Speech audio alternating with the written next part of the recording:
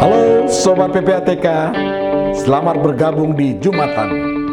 Jumpa PPATK Pekanan bersama saya M. Natsir Konga dan narasumber terbaik. Kita dan kalian semua harus tahu agar terhindar dari tindak pidana pencucian uang dan pendanaan terorisme. Jumatan hanya di channel PPATK Indonesia. Halo Sobat PPATK, kita jumpa lagi di Jumatan. Jumpa PPATK Pekanan bersama saya M. Natsir Konga. Dan sudah hadir Bapak Dian Ediana Rai, Kepala Pusat Pelaporan dan Analisis Transaksi Keuangan PPATK. Selamat datang di studio podcast PPATK Pak Dian. Terima kasih Pak Abang Nasir untuk podcast kali ini. Terima kasih. Pak Dian, kita bincang-bincang terkait dengan pemblokiran rekening FPI, organisasi terlarang dan afiliasinya.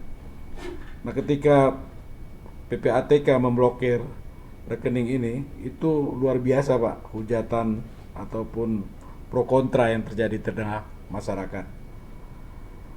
Anggota DPR menyebut apa yang dilakukan oleh PPATK ini sesuatu yang sewenang-wenang gitu ya, karena tidak memiliki cukup bukti, tapi langsung langsung memblokir rekening-rekening dari orang-orang yang ataupun badan yang terafiliasi. Bapak dituduh sewenang-wenang gimana nih Pak sebenarnya? Ya, Bang Nasir, sahabat PPATK semua. Jadi ini memang ada dilema ya Pak Nasir ya, yang kita hadapi sebagai lembaga intelijen keuangan. Kita memang jarang sekali keluar, tentu saja jarang berbicara di depan publik gitu kan. Ya sebetulnya kemarin pun mestinya saya juga tidak terlalu banyak berbicara gitu kan. Proses ini sebetulnya proses biasa ya.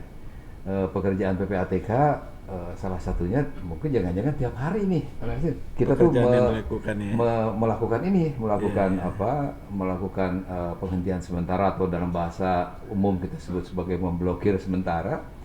Ini pekerjaan sehari-hari PPATK gitu. Saya sering sekali menandatangani untuk memblokir perusahaan ini, perusahaan itu, memblokir orang tertentu, organisasi masyarakat tertentu dan lain sebagainya. Itu sudah biasa karena itu pekerjaan kita sebetulnya. Hanya saja selama ini kan kita memang tidak pernah terekspos ini. Jadi kita berjalan sebagaimana seharusnya karena lembaga intelijen memang tidak perlu terlalu banyak berbicara. Dan di ekspos ini kan juga karena begitu maraknya pertanyaan dari media massa, sehingga perlu untuk meluruskan mungkin Pak ya. Betul itulah yang mengakibatkan, karena saya ikutin betul ya itu apa yang berkembang di masyarakat. Kalau ternyata itu ada hoax, ada penafsiran yang aneh-aneh gitu kan, seolah-olah ini sama dengan merampok dana FPI dan lain sebagainya. Umat ya Pak ya. Nah ini kan sebetulnya sesuatu hal yang terpaksa saya harus keluar dalam konteks edukasi publik Pak. Jadi coba saya jelaskan ya Pak ya secara dasar dulu nih. Undang-undang kita, Undang-Undang Tindak Pidana Pencucian Uang itu Undang-Undang nomor 8 nomor 2010 dan Undang-Undang Tindak Pidana Pendanaan Terorisme Undang-Undang nomor 9 tahun 2013 itu memberikan kewenangan kepada PPATK. Jelas kewenangan ini diberikan oleh undang-undang ya. Tentu saja undang-undang kan dibuat oleh pemerintah dan dibuat oleh DPR. Nah, berdasarkan itu salah satu kewenangan kita memang kita harus melakukan analisis ya kan, atau pemeriksaan apabila dirasakan ada sesuatu yang tidak sesuai dengan peraturan perundang-undangan gitu kan, atau dengan bahasa lain transaksi keuangan yang mencurigakan. Artinya belum pasti bahwa itu dia tindak pidana kan Pak? Belum Pak, itulah sebabnya karena itu yang perlu kita tegaskan, PPATK itu adalah lembaga intelijen keuangan. Jadi lembaga intelijen keuangan itu memang tidak ada bukan di ranah aparat penegak hukum. Tidak perlu kita memiliki bukti yang cukup untuk melakukan sesuatu. Undang-undang mengaturnya apabila ada transaksi yang mencurigakan maka PPATK harus melakukan sesuatu. Nah, harus melakukan sesuatu dalam konteks apa? Konteks yang lebih besar itu adalah untuk menjaga integritas ya, sistem keuangan dan perekonomian. Nah, ini yang paling penting sebetulnya harus dipahami oleh masyarakat. Iya. Jadi dalam konteks itu sehari-hari lah pekerjaan kita memonitor itu. Memonitor sistem keuangan dan perekonomian kita. Kenapa ini penting? Nah, ini kepentingan globalnya luar biasa besar buat kita. Jadi ekonomi kita itu perlu kepercayaan, ya. Perlu di situ banyak komponen nih untuk kepercayaan ini. Kita harus menjamin bahwa kompetisi dalam ekonomi itu berjalan dengan normal, contohnya.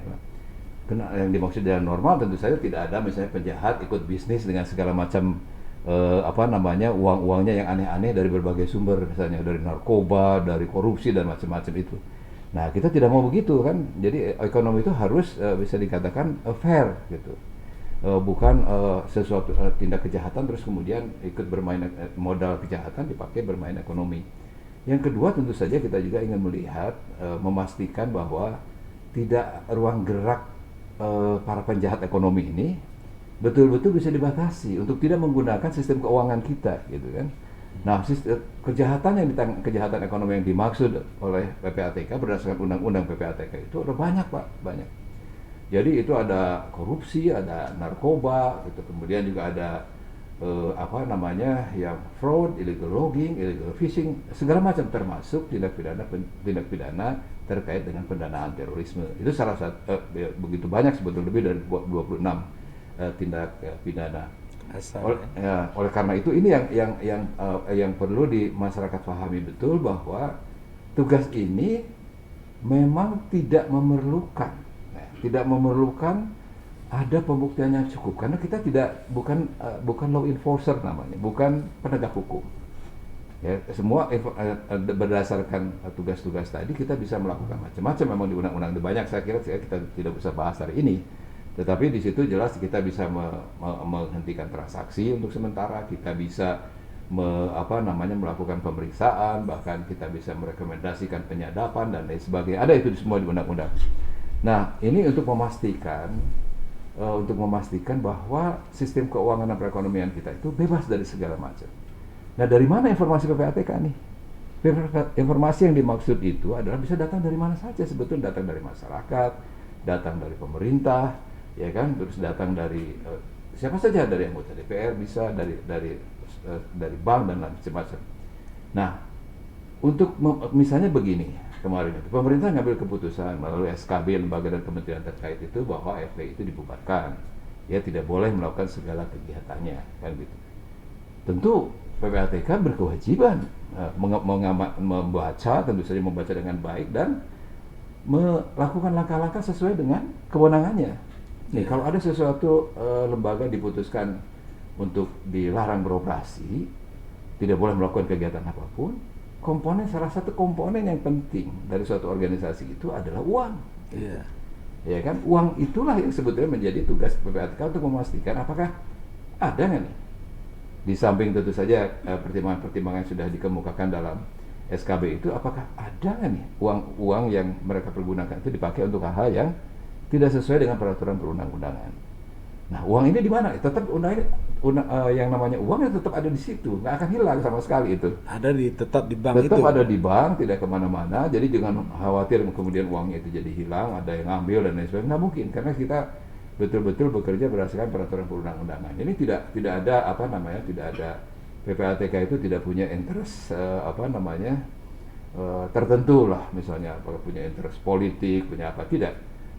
Kepentingan undang-undang sudah mengatur sebetulnya hak dan kewajiban kita. Yang salah satu yang paling pokok tentu saja adalah bagaimana menegakkan integritas sistem keuangan dan perekonomian. Jadi itu secara umum kira-kira.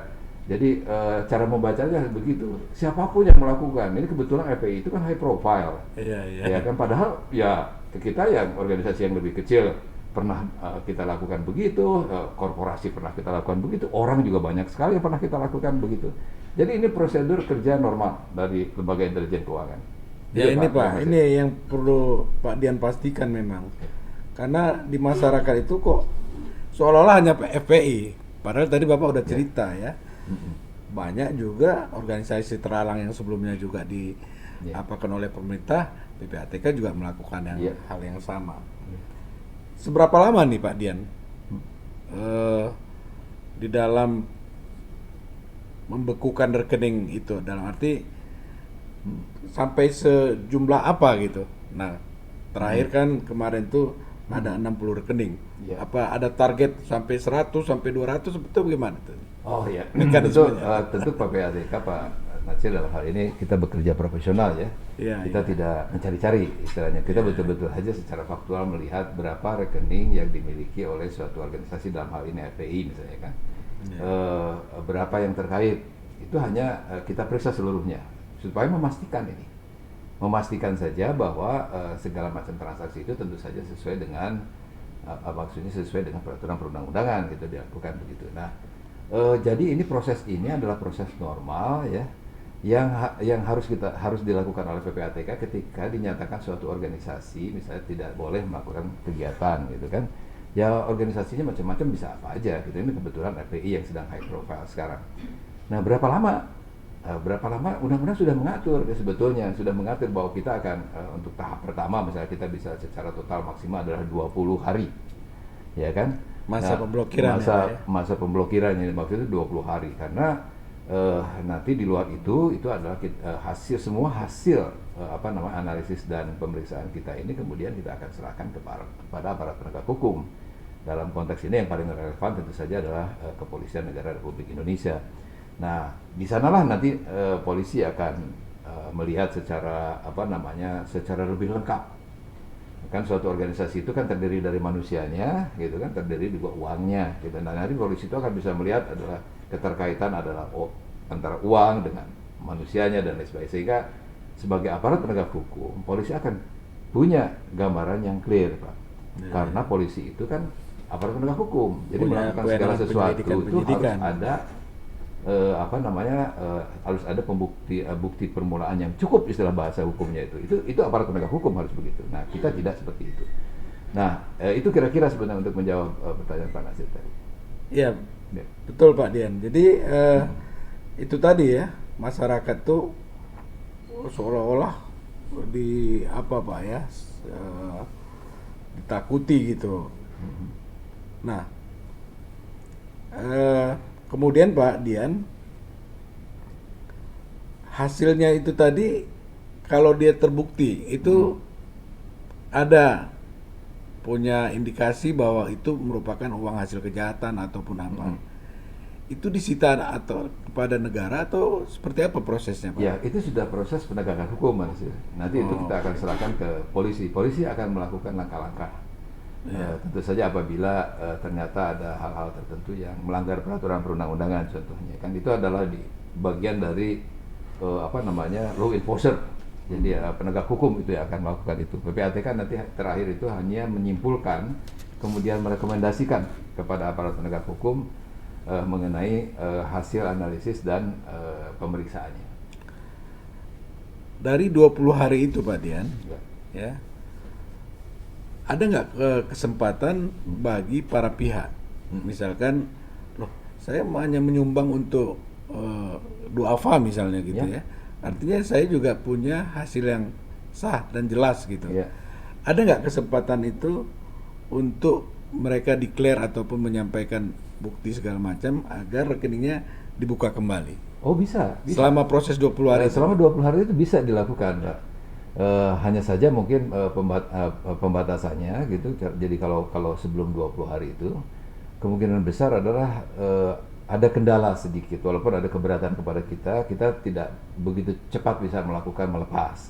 Karena apa? Karena kita kan harus memastikan bahwa proses analisis dan pemeriksaan itu berjalan optimal kan gitu. Tidak bisa kalau misalnya nanti begitu ada keberatan terus kemudian kita buka, nggak seperti itu. Jadi kita juga punya prosedur internal sendiri, selama ini pun kejadian seperti itu. Jadi kalau kita merasa belum selesai melakukan analisis dan pemeriksaan, itu tentu akan kita lanjutkan gitu kan. Tapi hak mereka punya hak untuk melakukan itu tentu saja, dan jangan khawatir bahwa karena mereka juga memang punya hak terhadap rekeningnya tentu saja, dan isi rekening tentu saja uangnya. Itu tidak usah khawatir bahwa uang ini akan kemudian lari kemana, nggak bisa itu di freeze betul-betul. Kalau namanya di freeze itu artinya dibekukan, itu artinya dia tidak bisa menerima, tidak bisa juga dikeluarkan, tidak bisa ditarik, dan tidak bisa juga ada orang yang menaruh pun tidak bisa. Itu betul-betul di freeze gitu kan. Iya. Itu kira-kira. Bahkan sampai di tingkat pengadilan pun Pak ya.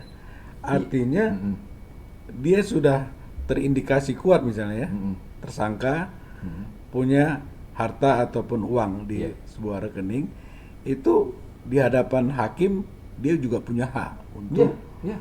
untuk membuktikan bahwa uang Iya. itu berasal dari uang yang sah misalnya. Betul, tentu saja karena kita kan negara hukumnya jelas Pak. Iya, Jadi iya, kita semua termasuk kita tentunya PPATK ini tentu semua bergerak tuh harus berlandaskan hukum, tidak boleh berlandaskan rasa. Tidak Jadi boleh artinya Pak Dian, Ya, yang mereka anggap semena-mena tadi itu Iya. terbantahkan ya.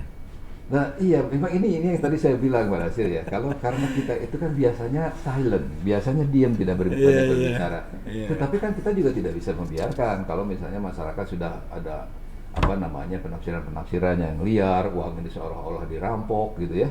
Kemudian ini adalah kesewenang-wenangan pemerintah dan lain sebagainya. Kita harus jawab. Padahal ini prosedur normal. Maaf ya, ini sebagai ilustrasi ini saya gambarkan. Tiap hari PPATK itu menerima 300 transaksi keuangan mencurigakan dari semua jenis kejahatan. Setiap hari Pak. Setiap hari itu. Sebulan udah berapa, setahun udah berapa gitu. ya? Coba bayangkan teman, langkah-langkah apa? Langkah-langkah salah satu langkah-langkah yang kita lakukan ya pembukuan-pembukuan seperti ini, ya kan? Iya, iya. Tantangan sistem keuangan kita itu sangat luar biasa besar, terutama dalam konteks integritas ya. Sehingga PPATK ini tentu saja dengan stakeholders yang lain ya, dan dengan OJK, dengan Bank Indonesia, dengan Kementerian Keuangan itu kita bersinergi sebetulnya untuk melakukan langkah-langkah bagaimana supaya sistem keuangan kita itu betul-betul berintegritas. Nah, integritas itu adalah segala-galanya buat sistem keuangan, karena kalau kita tidak dipercaya sistem keuangan kita, maka kepercayaan masyarakat nasional, masyarakat apapun masyarakat internasional itu bisa jadi turun. Dampaknya kepada perekonomian kita menjadi serius gitu kan, itu yang kita cegah itu. Dan jadi sebagai ilustrasi begitulah. Ini bukan ini memang karena kebetulan kasusnya sedang high profile saja, tetapi sebetulnya kan ratusan yang sudah kita lakukan begitu.